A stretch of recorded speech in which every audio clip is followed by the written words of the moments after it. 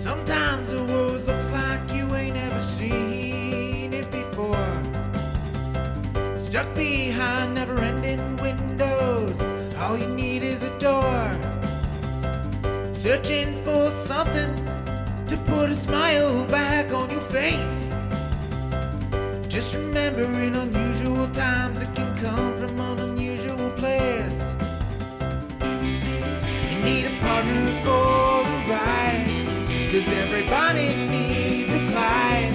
So set your worries to the side. Just ask, say the word and I'll be there.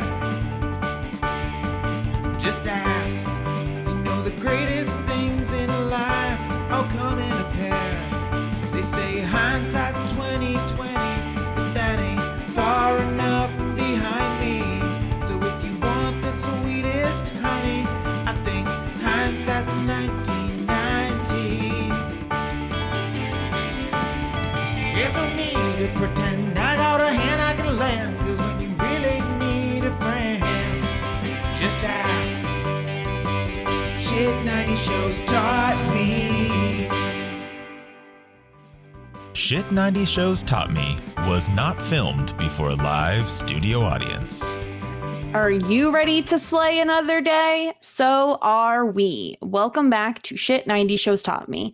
I'm Jess Sterling here with my co-host, Sara Fergenson. Sarah, how are you? Jess, I'm so good. I just fell out of hell and I'm back. They rejected me, you know? They rejected me. They were like, we don't want her. She's too annoying. We want her to vacate our vicinity. She talks too much about Taylor Swift. Now, were you naked when you dropped from the pits of hell? Absolutely, I was. As anybody is. Yeah. Right? They did leave me some pasties because, you know, they're polite demons. So kind in hell. They're like, you can't have nips out, please. She's going back to Earth where the nips are just not allowed. Yeah, the nips and the lips were covered, but everything else was absolutely nips and lips covered. That's all we need to worry about. Yeah. We are less than a minute in and have already said nips and lips a bunch of times. We're here talking about season 3, episode 3 of Buffy, Faith, Hope, and Trick. Yes. And it turns out we're meeting a new character this episode. Yeah. So last episode, when you said Faith, Hope, and whatever, Trick. And I said, oh, wait, I think I know something. It was that I had a recollection, a memory from far into my brain that Dushkanu. I don't know that that's actually how you say her name, but you've said Dushkanu so many times now that Eliza Dushku. I think it's just Dushku. Eliza Dushku. Dushku. She is from, I know her from, I should say, Bring It On, obviously. Bring It On. Yes. Yeah. So I remember that her name was Faith, and I was like, here we go. Yeah. So New Girl Faith is here. But Sarah, first, it's been a minute since we spoke. Yes. And I can't remember which podcast it was on. Maybe it was on this one. That's my problem, is that I don't know if it was on Felicity or Buffy. I feel like it was on Buffy because, if I'm remembering correctly, because it was the last time we recorded, and then we were supposed to record Felicity, but then the power outage happened. Yes. It had to have been on Buffy. But to catch people up in case they didn't listen to this part or whatever, last Sarah and I spoke, she was talking about the secret lives of Mormon wives. And I said, Sarah, for you and only you, I will check out an episode of this show. And you said it is perfect background noise for working. And boy, were you right. However, my biggest, and this show has really blown up, at least in my online world. I feel like I am getting every TikTok under the sun, both by the people from this show and also making fun of the people on this show. So for the uninitiated, Sarah, please explain what the Secret Lives of Mormon Wives is. What is it not is really the question. Everything. So back in yesteryear, we started something that's called Mom Talk on TikTok. And it's essentially a bunch of Mormon women who are taking back their autonomy, and they just want to dance. That's all they want to do. They want to dance. Yeah. They want to dance. They want to do choreographed dances and shake their behind in a modest sort of way. Yes. And this really fights it to the man, you know? They say, hello, husbands. They're normally controlling of us. We will dance our hearts out until we do not dance our hearts out. The only issue is that a little thing called soft swinging came into the mix, which kind of destroyed Mormon mom talk, which meant one woman, Taylor, who is maybe the star of Mom Talk. She claims that she's the creator of Mom Talk. I say, how can one say that she started TikTok? How can one person be the creator? Yeah, I'm not quite sure. She came out and said, Mom Talk is over because there was a swinging incident and we were all hooking up with each other. Yeah. And so this all spirals out of control. And of course, when, you know, something like this happens on the internet, the producers come a knocking and they want to make a television show out of this. So there you get The Secret Lives of Mormon Wives, which basically follows 6-ish women from like the Utah Mormon community. They're all very young, like most of them aging between 20 and 30-ish. And they're all like, most of them married with kids, whatever. But there's this rivalry. So needless to say, I watched the whole thing because once I watched one, I was like, well, I might as well watch more. And here are my takeaways, because we're only going to spend a few minutes on this because I don't want to lose the Buffy people. Yeah. My takeaways from the show is the theme, a banger, a full ass banger in my head for days and days and days. What do we know what song that is? I have no idea. Will, my husband, seems to think it is like an actual like churchy song that they then like took, but it's like come ye saints and come ye sinners. It's so good. It's so good. I keep doing that. I just keep singing it around the house. Okay, so it's good. Unholy. Okay, that's what I thought. It's Unholy. It's a song that's performed by Sam Smith and Kim Petras. Okay, well, credits it's a them. Pop song. It's an incredible song. And anyway, so it's the sinners and the saints. And so the saints, quote unquote, are the ones who are like follow traditional Mormon stuff, right? They don't saints. Drink, they don't do drugs, they don't drink coffee. They're like devout, right? They listen to their husbands.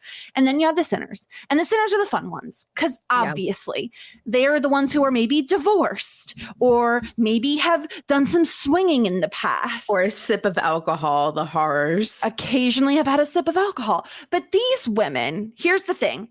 I had no idea that Mormons could not drink coffee, and apparently it has nothing to do with caffeine because they can drink soda. They're not allowed to drink hot beverages. So they instead are just rolling up to a sips at like 6 a.m. and being like, swig, whatever. Give me your 32-ounce Coke with 12 pumps of coconut cream. I know. I was like, all of my friends have watched this show, and like my good friend Michelle was like, I am very concerned. She's a nurse practitioner. She's like, I'm very concerned about their soda consumption. It's a lot because if you don't drink coffee and you have children, you got to stay awake somehow because these young women have lots of kids. And I think what we all can agree on, our other biggest takeaway from the show is one, Whitney sucks. No one likes Whitney. Oh, yeah.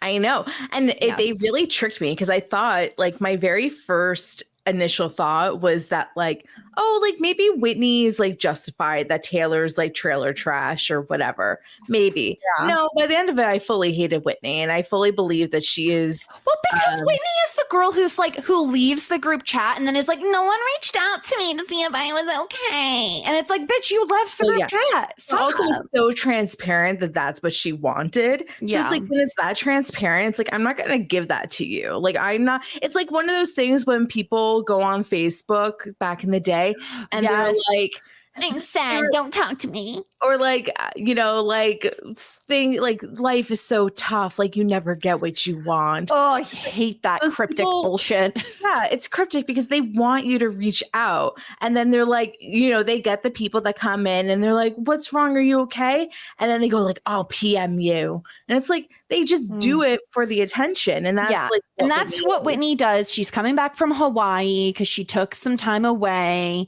and now she wants to homestead. And I'm like, this bitch is not homesteading.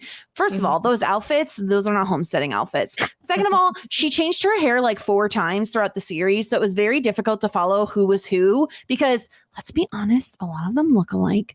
They're all just like white women in their 20s with like blondish, brownish hair. And Sarah, I don't know how many TikToks you've been getting, but all of my TikTok is either people making fun of like Whitney's hair changes, people making fun of the fact that you could see all their hair extensions the entire like Jen's hair extensions were pretty unfortunate. Yeah. So bad. And then the whole Fruit Loops scandal. Oh, Fruit Pebbles. Don't be disrespectful. I'm so sorry. Fruity Pebbles, where apparently I don't quite understand what happened. Something with, is it Demi? Was it her? Yeah. And her husband did something with Fruity Pebbles. Someone's vagina smelled like Fruity Pebbles or something. And he ate them off of her, maybe, which honestly, of all the cereals, Fruity Pebbles feels like not a good choice. I mean, maybe though that was just his favorite cereal. When was the last time you had Fruity Pebbles? I don't like Fruity Pebbles. Really? Why? I don't like Fruit Loops or Fruity Pebbles. It's something about the taste. It's like almost tropically. I don't know. I'm not into it. Are you more like of a Cocoa Pebble type of girl? Is that so in my adult life, I am a Special K vanilla and almond girly. Oh yeah, I did know that actually. But when I was a kid, I definitely was more like a Honey Nut Cheerios, like with the Kicks, Berry Kicks. Are you a vanilla girl or a chocolate girl? Vanilla. Yeah, I thought so. Okay, so you enjoyed it. I did enjoy myself very much. I did not appreciate that they left us on a cliffhanger. Yeah, that was pretty rude. It was. But I think my update in terms of all of it is that I think, and I already forgot all of their names, is it Macy? Is she one of them? Yeah, Macy. There's a Macy. Macy is like a saint, but she loves to have her like hands in the honey pot. Right. She was like friends with Whitney and like she did this like baby mama company with like some supplements or something. She has the prenatal vitamin company. That's it. So she is probably my favorite of them. With Whitney being obviously my least favorite. But all of them kind of suck for the most part anyway. But you know who sucks more, Sarah? The men. The men suck. The men are pretty rough. Like we obviously do not like Jen's husband. The worst. Dakota seems like, I don't know. Sometimes I was like on Dakota's side and most of the time I wasn't. It really just felt like he wanted to he was like, why won't you marry me? But why won't you marry me? Well, we're having a baby. Why won't you marry me? And it's like, bro. Yeah. Calm the fuck down a little bit, right? I did find Demi's husband to be hot, even if he was like 16 years older and is like only marries reality TV star women because he was on The Bachelor. He was on The Bachelor, but then he was Bachelorette, but he was also before that married to a Real Housewives of Utah or Salt Lake City girl. Oh, so he's definitely like into the reality TV women. Okay. Yeah. Well, but that's been our mom talk. Mom talk. Mom talk. Is that really talk? I don't say talk, but I don't know how to differentiate between talk and talk. Mom talk. Yeah, exactly. Mom talk. So we appreciate it if you stuck in. I'll put a time code if people want to skip ahead. But I did enjoy it, and I am looking for another background show. You had given me like Couple to Throuple, but I don't have Peacock or something. Just fucking get Couple. I mean, like I'll get it on the Plex that I'll talk about routinely. Just request it from the Plex. On Brenna's Plex. We love you, Brenna. If you're listening, you're probably not. What about would you do Golden Bachelor? Oh, I've watched The Golden Bachelor. I loved it. Oh, then right now the Golden Bachelorette is on. Oh, I'm watching that. Yeah. Will and I we don't watch the normal Bachelor, Bachelorette. We do tune in to Golden Bachelor and Golden Bachelorette because it is much more heartwarming and we love and appreciate that. Yeah, and you love it when all these people are about to die. Yes, because they're real people. And it's like time's a ticking. We got to find love before we croak. Time's a ticking. They all have sad stories where it's like, my husband died, my wife died, everyone's dead. It's always tragic. Yeah. I mean, regular Bachelor, Bachelorette, everything is just like, oh, my significant other cheated on me. It's like, this is why I can't with those people. Yeah. But anyway, let's talk Buffy. So this episode, where do we want to start? I mean, do we want to just start with Faith? Because I feel like that's the biggest highlight here, right? We get Faith, and the first time we see her, she's like disco dancing. Like, well, it makes sense in the context of like, she's obviously a Slayer. That I was right. She's a Slayer that came about Kendra's death. And she is here because at first she says her watcher is on a retreat. We'll put a pin in that for later. And she wanted to meet the great Buff, as she calls it. And she's like slaying, she's hunting, and she like goes to somebody who is like disco dancing, because we know that like the vampires that are like old fashioned kind of stay in that era. So this guy obviously got turned in the 70s and he's never learned how to dance. It's kind of like how when we watched Interview with a Vampire, like those vampires, like kind of just like one of them just like stayed in the past and the other one was like driving his convertible. Remember that? Yeah. And so she's dancing with this guy, and this is what kind of gets Buffy's attention because she sees them walk off together and she's nervous that like he's a vampire. So she follows them, and we find out that yes, indeed, Faith is a Slayer who was basically recruited, I guess would be the word, once Kendra died. So she's a new Slayer. She's a rookie. She's only been a Slayer for just a couple of months. And I already was in love with her because one, she's very fun and she treats the slaying job like it's just like fun times. And two, she's from Boston and I found her accent to be absolutely hysterical. Yeah. So I have a question because like we know that Kendra spent her entire life training to be a Slayer. How do we know that? I think that Faith was put into the slot most recently, but do we know? Maybe she's been training for years for this. I mean, truly, we do not know who decides this and why, which so irks me. I just want to know the mechanic. I know now we know that there's a Watcher Council because they literally, Giles literally said it. So somebody's making these decisions, but who? And how? Because it's all I'm a logistics girly. I love logistics. I want to know the details because it seems to be like there isn't necessarily set rules, parameters, procedures that they follow, because we know Buffy was very much just like approached one day and they're like, boop, now you're a Slayer. Whereas Kendra trained for a very long time. I get the vibe based off of how Faith acts that she has not been a Slayer for very long and like didn't necessarily train a ton like Kendra did. I got the vibe she was much more followed Buffy's route to becoming a Slayer. But she has that sort of confidence that and I guess it does just come with being a new Slayer, because I guess like Buffy was a little bit like this in the beginning before she got very jaded and like things became like a little more real and rough, because she just has this like bravado to her and like over confidence. And some of it is definitely put on, like you can tell that she like amps it up. And I also don't know how many of her stories are actually true. Like I think that she's a pretty unreliable narrator, especially since we caught her in a few lies this episode.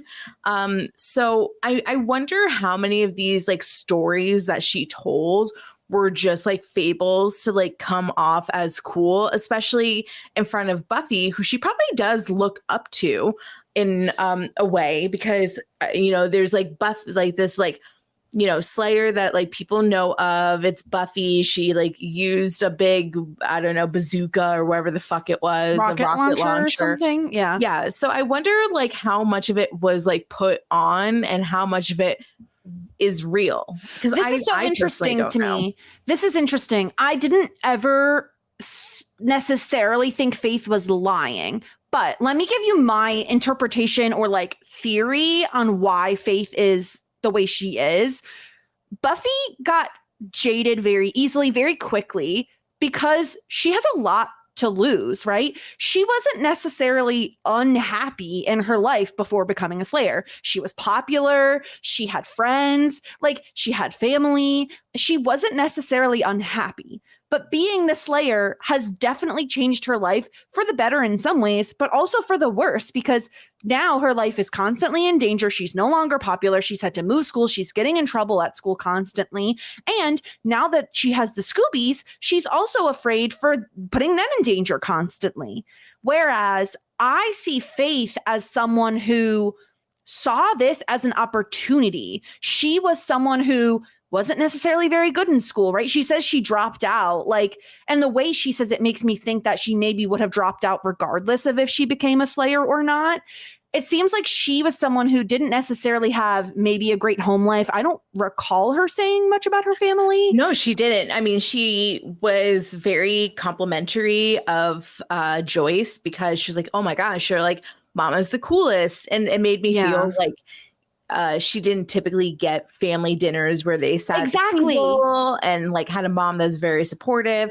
It seemed as though she was kind of like an orphan, honestly. That's what I was thinking too, because I mean, let's face it, she came all the way from freaking Boston, and is renting some room that she doesn't seem to really be able to afford. It doesn't seem like she has a ton of guidance from like an authority figure in her life right now. So I think she saw this as an opportunity and she's like, what? I'm a chosen one. I have special powers and I am needed. And she took that and it was a confidence boost for her because she didn't have anything that really gave her that in her life up until she became a Slayer. So I think she sees it more as this is cool. This is exciting. I'm badass. What more could I want? Because she doesn't also necessarily have the weight of the responsibility Buffy has. And whether that's because Giles is a watcher who has kind of put that on Buffy or explained it better to her. We haven't met Faith's watcher. Faith's watcher is dead. I know, but what I'm saying is we don't know what her watcher was even like prior to that. We don't know if she was really serious, if she was more fun loving, we have no idea. So I thought it was so interesting to see how, again, because now we've had our third Slayer and they've all been very different and taken the job of slaying very differently. They have different approaches to it. And so I really like this. I love your idea, though, that maybe not all of Faith's stories are true, that maybe some of it is bluster and some of it is a way to impress strangers to make friends quickly. Because she says slaying makes me hungry and horny.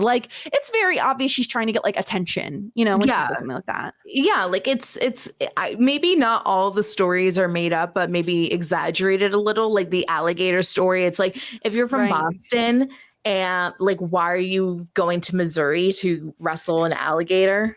Yes, exactly. Can I also just say, she told one particular story that I could not help but notice. What? She said some words that we have uttered many a time on this podcast. Oh, yes. It's been a long time, but mostly in season 1, we happen to say this particular phrase, which I also have pulled for the podcast. Oh. We've said this phrase very often. Daddy vampire.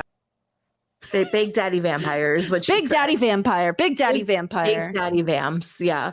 I was very excited when she said this. Yeah. I mean, I guess she got to hang out with daddy vamps too, because who wouldn't be lucky to hang out with Big Daddy Vamps? Who wouldn't? I mean, maybe that was her watcher. Maybe that was her. Maybe he adopted her at some point. We don't know. Anything is possible. Even though I'm pretty sure her watcher was a woman, which is actually very cool. And I wish we got to see more of that. I didn't even know that was a thing. I don't know why, but maybe because I've only met Giles and I've only met Merrick. Again, yes, because we know Slayers are young women, and so we always probably just assume that the Watchers were old men, you know? Yeah, she said that because at first she said my Watcher is like an old fuddy. Like she's like, if I knew that Watchers came young and hot like you, then like I would have like put in a transfer. Which I love this. It's just like, I don't know, maybe like, you know, her Watcher was an old woman ago, maybe, but I don't know. Like, I just feel like she's somebody who, in order to like impress people and like make them like her, she exaggerates stories. She has like big, I mean, what do you think? Is she like a little Leo, or what do you think that she's like the center of the room, right? Like she commands attention. I think so. I don't think want to claim her, maybe. No, she gives fire energy vibes. I also feel like there could be like a little bit of Scorpio happening there, but it definitely, she gives that fun-loving vibe, which is very much a Leo. So I would love to claim her as one of mine. I loved her. I thought she was so fun. I love that she immediately gives Buffy the nickname of like B. And when Willow tries to say like B, she goes Uffy. Because Buffy does not like it. Yeah, I really love the fact that like each of the Slayers that we have met have like different aesthetics, different fight styles, different things about them. I mean, for me, like I do like Faith. I kind of get like, I'm such like a main character girl. So like I kind of get like a little like defensive of my Buffy because it's You're feeling like Buffy. I was feeling like Buffy, I guess. I just felt like, hey, like, you know, why are you like taking up so much of the attention and like you're trying to like steal all of her friends in her life? Like I was kind of feeling sad for Buffy because it just felt like Faith was the new hotness. And that kind of just sucks for Buffy to see. And it's interesting because like, once again, kind of something that we had proposed when Kendra came around, Joyce was like, hey, like, if you like this job so much, why don't you just like take over? Like, why don't you just give like Faith the job? And it's like, it's one thing for you to kind of want that, but it's another thing for somebody else to potentially take your job away. Right. Then it becomes threatening, right? Like, it's one thing if I want to give it away. It's another thing if it's taken away from me.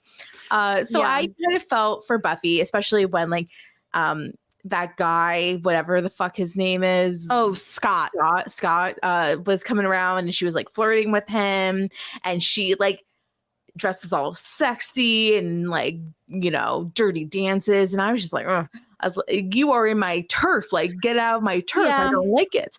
I also think like, she's cool. She's cool. She's like way too cool for me. That's the other thing. Like you are... like the way that she dresses like very sexy in leather, the dark vampy lip, the brown hair. Like she's the girl that I would be intimidated by if she came into my friend circle.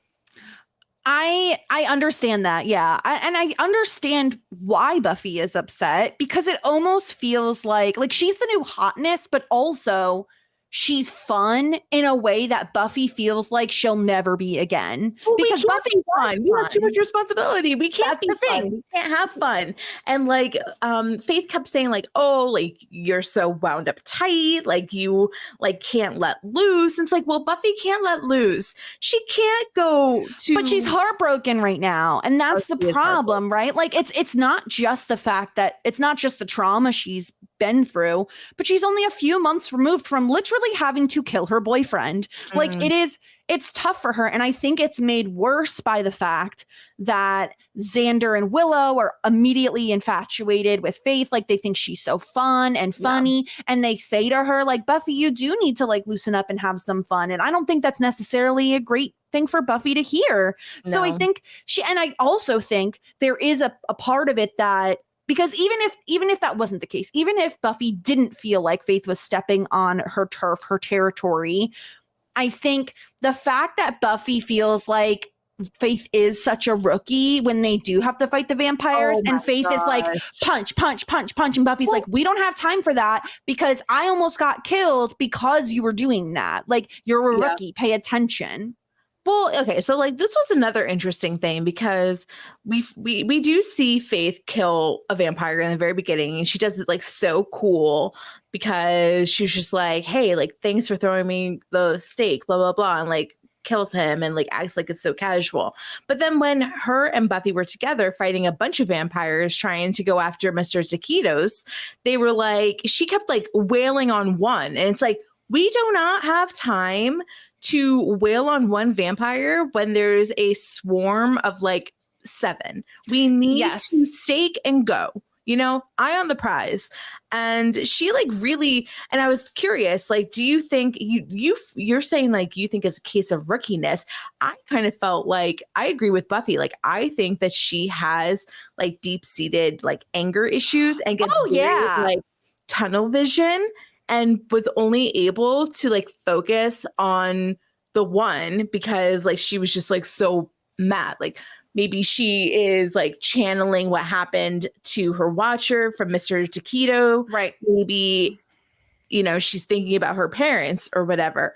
I think it could be both, where I think she is angry, and I think a lot of that comes from what happened to her watcher, right? Like her watcher was killed by a vampire. She wants vengeance in a way. Yeah. But I also think a lot of it is just like fucking about, you know, like she's not looking for efficiency in a way that Buffy might be. I still think this is like classically trained. She's like, Buffy's like a classically trained pianist, and what's her face? Faith is like bopping around, like just learning keys, like fucking jazz and shit. Yeah, she's learning by like ear. And it's like, no, like you need to do it like this way. And once again, it's so different from Kendra, because at least like Kendra was like saw no gray area. She was just like, all vampires. She was the antithesis of Faith, really. Yeah, she's like, all vampires are bad. We need to kill them, and we need to kill them now. There was no like. And there was no like fuckery, right? Like she didn't have like the flair that Buffy has or the grit that Faith has. They're all very different, which I really, really love. I think like my main concern about this mechanic is that every season we're going to get a new second watcher. Or no, sorry. You think Faith will be dead by the end of the season? I hope not. That is my concern. Like I really... I don't think I'm going to be very happy if like these are like disposable every season. Yeah, that's really fair. I hadn't thought that far ahead, but it would feel odd to me to have more than one Slayer around for a long time. I'm hopeful that what ends up happening is that they're like, oh, there's a second Hellmouth like across the country, and we need like our New England division back up and running. Faith, you go head that up once you've trained with Buffy enough. You know, like I hope that, because listen, I liked Eliza Dushku, I like Faith, but I have a feeling the show doesn't necessarily want 2 Slayers constantly. So, but I'm enjoying what we're getting from her now. And this is interesting to me because now we're 3 episodes into this season and we haven't seen Spike and Drululu. We know they're around somewhere, but instead we're introduced to a new villain who I thought new villain guy was going to be Mr. Taquitos. But turns out Taquitos was going to be dead by the end of this episode. And it's actually his, like, I don't know if it's his underling. It's his like sidekick guy, Mr. Trick. Secretary. What's his name? Oh, his name is Trix. Mr. Trick. Yeah. Mr. Trick. Yeah, because Faith, Hope, and Trick. I don't know who Hope is. But Trick is this dude. And it turns out that Faith is the one who cut Taquito's face. And he is and this is interesting, Sarah, that Faith even got away because he is such an old vampire that he has like cloven hands and feet, which is a thing. Okay, this was ridiculous to me. Is this like the equivalent when like old people don't know how to cut their nails anymore, so then they like grow out and they curl? Is that what it is? Like, why was his hands? Why is he? How does it become? You become so old that you get hooves? Like, because at what point does this happen? I viewed it as like the opposite, that like we're looking way back in evolution before people had like toes and fingers. And so he's so old, it's before fingers and toes existed. It's like, Ocean didn't even think of fingers and toes. Oh, they didn't. And they should have, because this guy looked fucked up, man. Mr. Taquitos was struggling. I'm so confused. Are sheep / like pigs older than humans? I don't know. You're asking the wrong person. This is like purely like chicken the egg. Yeah, but like I maybe hooves existed before fingers, I guess. I don't think so. Well, that's really what they were trying to tell me. Did you think that Adam and Eve actually just had cloven hands and feet?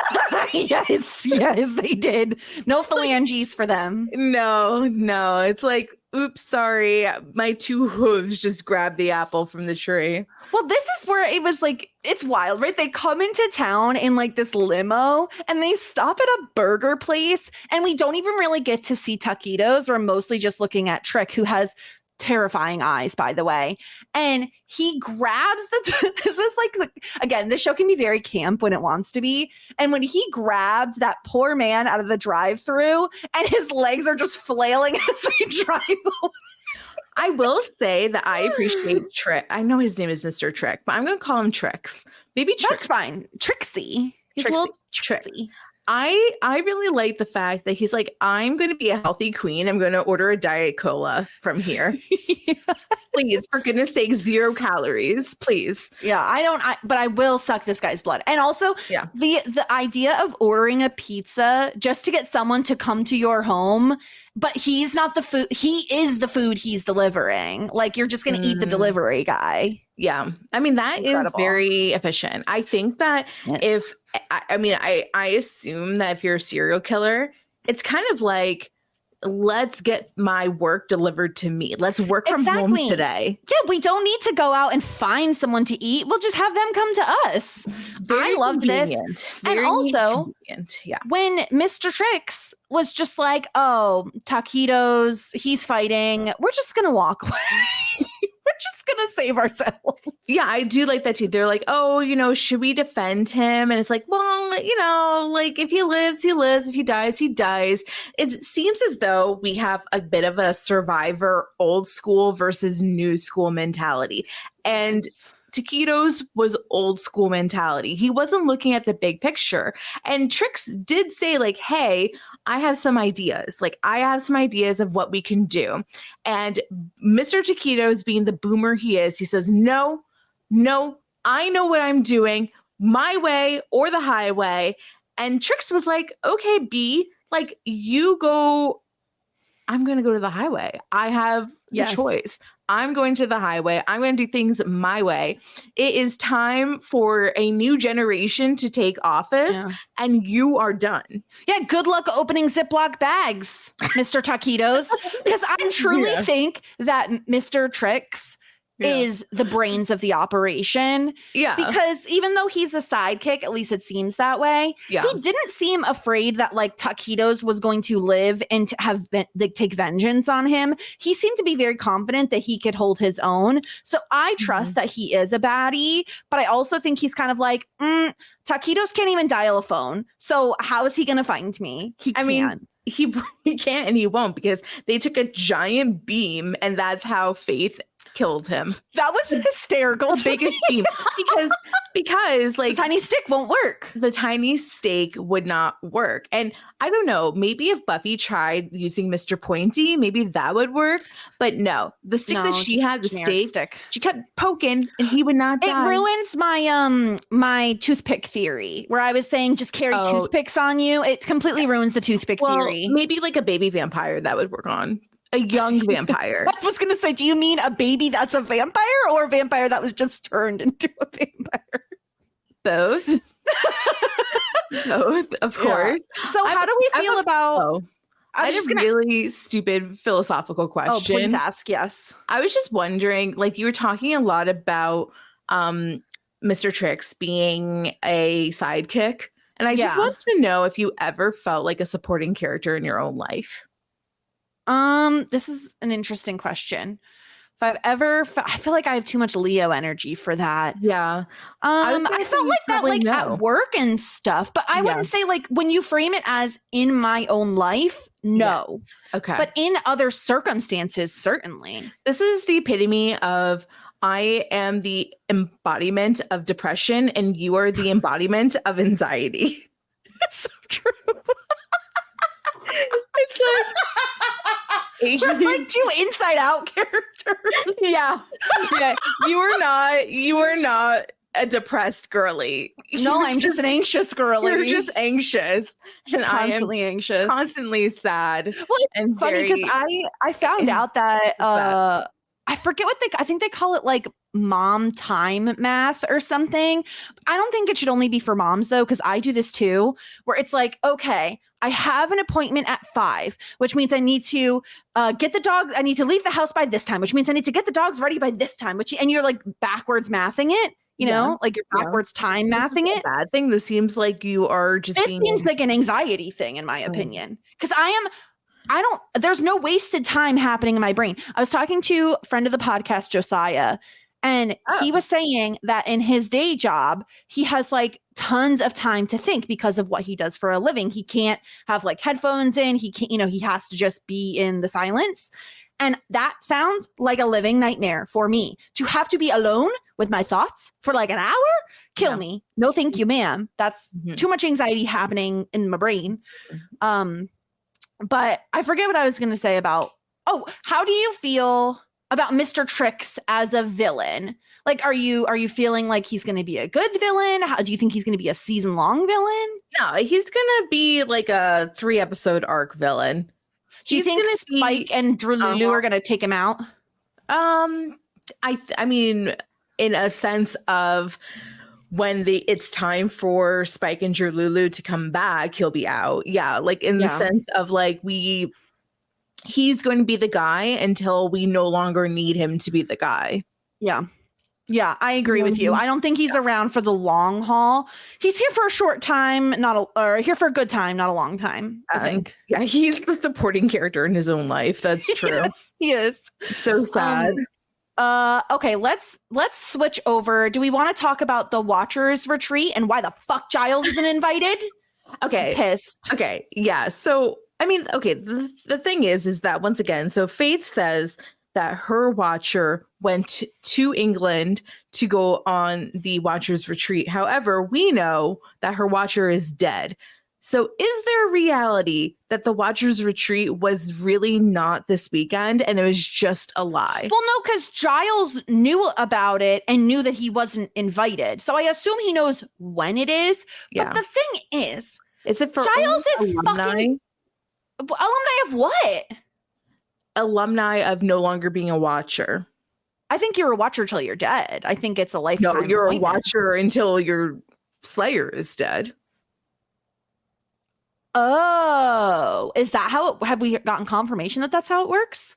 Well, I assumed that you would still be the new Watcher for like another. No. So this is the first time Giles has watched is with Buffy? I think so. Who else? He feels like a veteran Watcher to me. I mean, he's pretty young. I think that he's like really just like 35. I don't think he's 35. Maybe he's prematurely gray. But here's the thing. You're going to have, he has gray. You're going to have a Watchers retreat in fucking England and not invite British Giles? Yeah. This is offensive on so many levels. I felt for Giles here. This is awful. Why do you think he was not invited to the retreat? I think, here's the thing. We don't know many Watchers. We only know, what was his name? Maverick or whatever the fuck? Merrick and Giles. Those are the only 2 Watchers we've ever met, I believe. Beyond, we've heard word from Kendra about her Watcher, but we haven't met them. I kind of feel like maybe Giles is a bit of a like stick in the mud, nose in his books kind of guy, and maybe some of the other Watchers are more like a Faith, like fun-loving kind of hoppy boppy, and they don't vibe with Giles. He is boring and a loser, and he did not get invited to the birthday party. I think that's what they think. I love Giles, and I think Giles is great. This is very sad. I kind of think like if you're on active duty, your job is literally to watch the Slayer. and protect. But then why was no one suspicious when Faith said? Only one Slayer. It is Buffy. It is an anomaly that Faith is here. It's an anomaly that Kendra is here. This is an alumni event. He is not an alumni. I don't like it, and I'm upset. Well, then, like, who's gonna sub? Like, Buffy. I'm gonna write a letter to the council. I don't know what this council is, but I genuinely think, like, if you are not on active duty, so if you're training to be a watcher, then you can go to the retreat. If you are retired from being a watcher, you can go to the retreat. But if you're an active watcher, it is your job to be there. How can he go to the retreat and still watch Buffy? Who is going to watch Buffy? He should get a vacation, I think. There's nothing. There's also, no vacation. I mean, I did lose Buffy for a couple months. Maybe that's why he is blacklisted, because he lost his little slap on the wrist. I think so. He lost his Slayer for a couple months. Do you think the council knows that? I mean, Giles feels like someone who would report it, you know? Who does he report to? Who is the council? We need to know this information, Buffy. World of Buffy, not Buffy the person. Yeah. Yes. Who's like number one on the council? How would I know that? Name a person. What is a number one? I feel like it's something like Nigel. Yes. Nigel is number one. And Nigel's a fucking dick. A what? A fucking dick. What? What does that mean? What's a fucking dick? Oh. Okay. Sorry. Okay, so we have word on how old Giles is, the actor that plays Giles. Okay. Is this okay? Go on. He is around 43 during the filming of Buffy.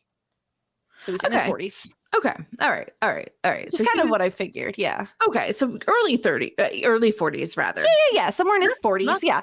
Which he's graying, which is fine. We love a salt and pepper man. But speaking of Giles, we need to talk about this little con job he pulls this episode, because he starts at the episode pretending, I need more details on like what happened, Buffy, between you, Angel, and Akathla.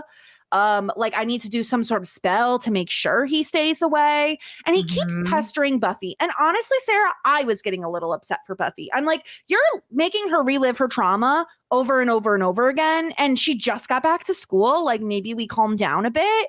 But it seems like he may have had ulterior motives for this, because we find out there is no spell. Suspicious. So why do we think, okay, do you think his reasoning for wanting the details was like altruistic? Like, was he just trying to allow Buffy to tell the truth so that she would kind of like get therapy out of it and so he could help her? Or do we think it was more like he wanted to know the actual truth behind what happened, because we're going to talk about it in a little bit, but Angel's fucking back. So like, does Giles have something to do with that? Do you think that, I think that Giles definitely wanted the tea. I think that it's really like he needs to know, once again, this is his job. He needs to know the truth of what's going down. And I feel like he knows Buffy enough to know that she's leaving out some of these details. I don't think that he's responsible for Angel coming back, but I think that maybe, I don't know. I think like it's more so like I need to know the information, and it did feel manipulative. And I think that Buffy would have came out eventually on her own and reveal it. But I mean, I don't know. What do you make of this? Because I kind of just felt like he just needed to know the truth. What's interesting to me is that he tells Willow that there is no spell.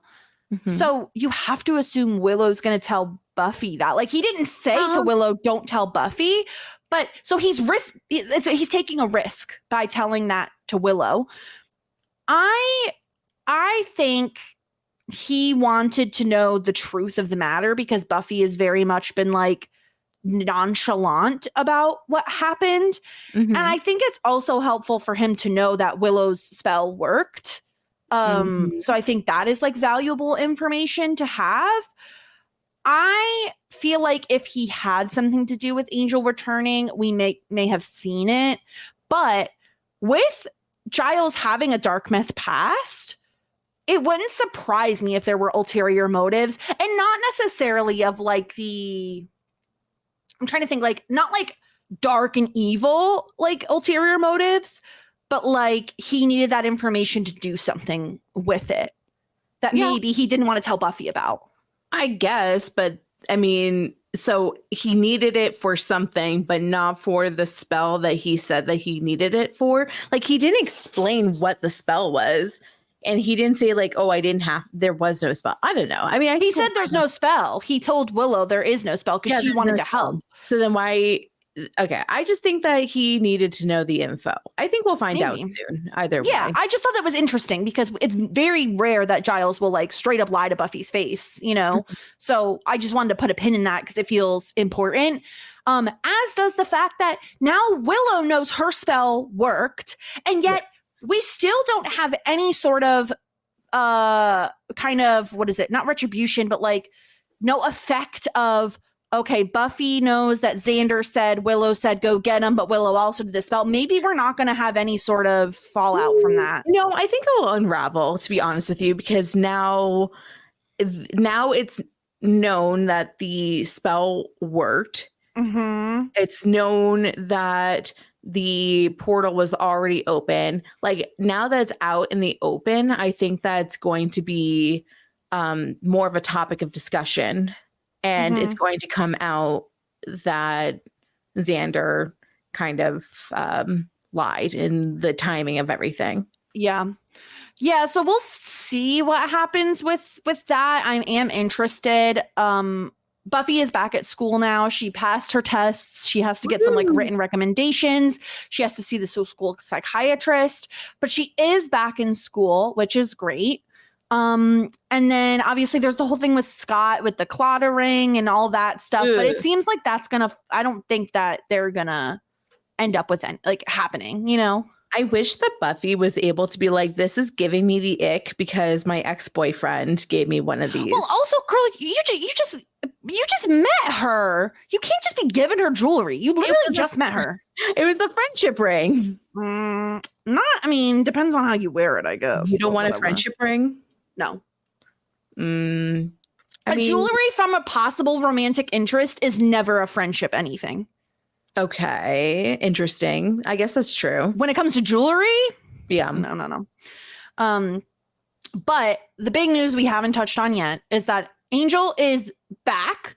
We see him in another dream sequence this time, which was it just me, Sarah, or did his face look like zombie-esque in that dream?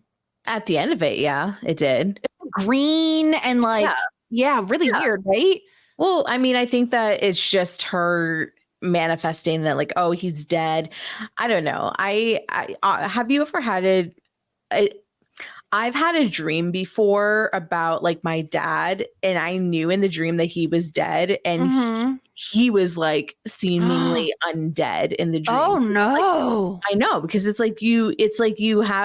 dreaming about this person, they're like alive, and in your conscious, you know that they're not here anymore. So then it becomes like scary and creepy.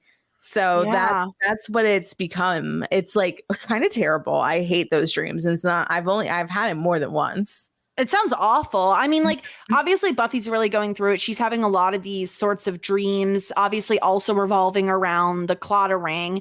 And so we see her take the ring and bring it. Maybe I'm stupid. I couldn't quite tell where she was. Was she at the building where he got put to hell? Yeah. Okay.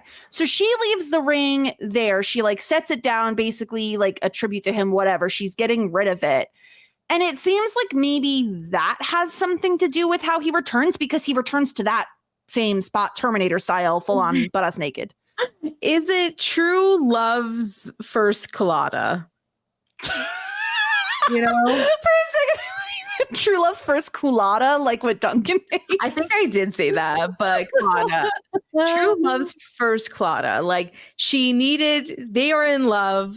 It's so much love that it goes through multiple I don't know, planes of existence. And the ring represents bringing love together, and she brought the ring that represents their love to the spot of which that their love ended. Yeah, and he just falls out the sky. Yeah, their love is so powerful that he just manifests and gets kicked out of hell. And he's wet. Even Satan is a romantic. Satan is a romantic. Maybe Daddy Vamps was down there and was just like, let these two kids get together. It's fine. So he comes back and he looks a little like sad and wet and naked. He looks very wet. And I couldn't quite tell, obviously, but based on the expression he's making, I think this is still Angel, not Angelus. He looks like he got fucked in the ass. That's what he looks like. I mean, truly, he was like, you know what? He's like, I am Satan's pool boy. This was my job down here. Oh no! Yes, I'm Satan's pool boy. I'm Satan's pool boy. I was in charge of cleaning the pool. That is why I'm not only wet, but I'm also sweaty. Yeah. And it looks like he, got shot out of hell, like a bat out of hell, just like that Meatloaf song. Just like that Meatloaf song. Yeah, so Angel is back. Sarah, this is, we both of us, I don't know if you were spoiled. I will say for myself. Spoiled. I was okay. I was very surprised. I will say this then. We both thought he spun off into Angel Land. Yeah, we both were under the impression that he already spun off, but I guess he hasn't spun off yet. Are you done with? I'm kind of sick of him now. I'm like, hey, you're supposed to be in Angel Land. That's exactly how I felt. I was getting pumped for like a possible new love interest for Buffy. Yeah. Like I was getting excited. I'm like, who needs him? He's old news. And now we're bringing him back again. Like we don't need this in our lives. Angel, we thought you were spinning off and I don't necessarily need you here anymore. We've forgotten about you. We've moved on. I just don't know what's next for Angel. Does he just come back and he's like, hey, Buffy, do you want to try again? And maybe we can patrol during nights. Yeah, maybe this time you won't fuck the soul out of me. And she's like, you know what? I don't want to be with you, but you can clean our pool. You look wet enough. Take a tip. Like we might be good at that now. Oh my gosh. Yeah. I kind of feel like it's going to be hard for Buffy because no, she's not over him yet, but she had the possibility to. She was ready to be a normal girl. All she wanted to do was make her charcuterie boards with prosciutto and go on dates. And my girl Buffy coming through with a charcuterie board as a little snack at school with prosciutto. Hell yes. I would marry Buffy in an instant. Although I do take umbrage with the fact that she thinks that Martha Stewart can't have her way around prosciutto, because I feel like Martha Stewart could do anything. She's been to jail. She definitely can. She could do anything she wants.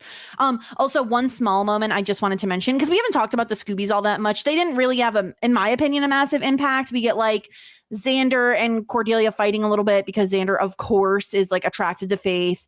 And then we get the cutest little Waz moment when Willow kind of keeps talking and basically inserts her foot into her mouth. And she says to Oz, you're supposed to stop me from doing that. And he's like, I like it when you do that. And it is so freaking cute. They are pretty cute. They're very lived in as a couple now. They know, the two of them, both couples, they're very we know what we're about. We are very comfortable with each other. We have our jokes. I really liked in the very beginning when Willow was spiraling out about leaving campus for lunch. Love did that. Did you, when you were a senior, did you leave campus for lunch? No, but because I wasn't on campus at all, because I went to a program called New Visions that was off campus. So it wasn't, I left that campus though for lunches. So I guess I did. Yes. Mm-hmm. Did you? Yeah, I went to the mall. I went to my house because I was a block away from my house. Also, you just sent me a picture of a charcuterie board that looks absolutely divine. I did that. I love the way you folded the salami. Thank you. It looks beautiful. Oh, do you want to hear something very funny? Yes. So we have Ruby, who's a 15-year-old dog. She's very elderly, and she's really like having a hard time like eating anything these days. Like she just doesn't want to eat anything. She doesn't want to eat her dog food. She had like a phase where she ate eggs and she doesn't want to eat that anymore. Carrots and cheese and chicken and all this stuff. So she doesn't want to eat anything. It's very sad, very stressful. However, she does eat salami. Oh, sweet baby. She's an Italian girl. Oh, I love salami, girl. I'm there with you. My dog's favorite food of all time is cheese. You can get them to do anything with cheese. It's incredible. She does like American cheese. It's pretty rough though. Yeah, I wanted to show you my hard work of my charcuterie board. They're beautiful. I love a charcuterie board. Divine. I do not actually. You're not a meats and cheeses girly. No, but I eat the grapes. That's the thing. That's the one thing that I do eat off the charcuterie board. That's my only interest is the fruit. Did we miss anything? Is there anything we need to talk about from this episode that we didn't already touch on? Do you think that Cordelia is just for being jealous about Xander's attention towards Faith? Yes. Yeah. Yes, I think that he's a little bit too like, tell that story again, Faith. It's a bit too much, in my opinion. I would be annoyed if I were her too. Do you want to see Buffy go out with Scott? I don't care about Scott. We don't care. I don't care. What else? What else do I want to ask you about? That's probably it. I mean, I'm very excited to see Faith. I think so it seems as though Faith is staying. Like she got she's staying what Giles said was indefinitely. He got like sign off from the council. Is Faith staying at the Summers household? I think so. Like she got kicked out of the place she was staying and they broke windows. So I don't think she can go back there. She doesn't really have anywhere else to stay. And they have a big house. So I assume she's going to live with them. Yeah. So I think I agree. Joyce would like it. Yeah, Joyce seemed like a little obsessed with her. I was like, I also loved watching her just shovel food into her mouth at the dinner table. I thought that was understand. Okay, so like we had steak and frites for dinner, right? With like broccoli. It was a very delicious dinner, it looked like. So except I would never eat steak, but besides the point, it looked good. But whatever. So there was a humongous platter of fries. Why was Faith eating Buffy's fries off of her plate? I don't know. That would have annoyed me so bad. Party foul. I'm like, bitch, don't take my fries. There's fries right there. And Buffy didn't take any of the steak and she didn't take anything else. The only thing that she took was the frites, the fries. I would have been like, bitch, get your paws off my fries. Yeah, I'm the same way. Don't touch my plate. Don't touch my food. Get out of here. I don't know you. Yeah. I'm very excited for Eliza Dushku. I think that she's going to be a welcome addition. I do like her character. I really, really, really like the fact that she has her own like individual identity. I think it's like really cool. Rough around the edges, you know, a little cool girl. She does like remind me of her like Bring It On character a little bit, where she's just like, yeah, like I'm a little gruff. Like, but she's more high energy than that character was. Like she's a little rough around the edges, but she's a little bit more like upbeat, I think, than that character. I'm really excited for her. I think she's going to bring a fun dynamic to the group, and I hope that she kind of pulls the fun out of Buffy a little bit. Like I hope that Buffy can lighten up just a tad. No, we don't want to lighten up. We are sad. Okay. We have problems. You be sad. We did get feedback from Justin. And the subject line was Faith. It says, we're finally here, the episode where we get my favorite character. Hey, Faith Lehane. Apparently we didn't learn it this episode, so I'm glad. I was like, I don't remember that. Lehane. I love the introduction she gets, although I could have done without Cordelia calling her a slut. Which yeah, it's true. I love how Faith unveils some of the rush Slayers get from their job, almost like a post-O clarity, if you will. Yes. The only thing I really dislike from this episode is Angel showing up after he's dead and already coming back into the show. I wanted one thing, no more Angel, damn it. Listen, get him off of the screen, your sweaty ass. Notice how Willow didn't raise her hand after Buffy is grossed out by Faith flirting with Giles too. Me thinks she has a little crush on dear old Ripper. Oh yeah, when Buffy asks like, was anybody else grossed out by this? And like Xander raises his hand, but Willow doesn't. That was very funny. Yeah, I mean, she 1,000% has a crush. Yeah. At least like admires him in that way for sure. I can't wait for you to get to know Faith more. She's quite the awesome character.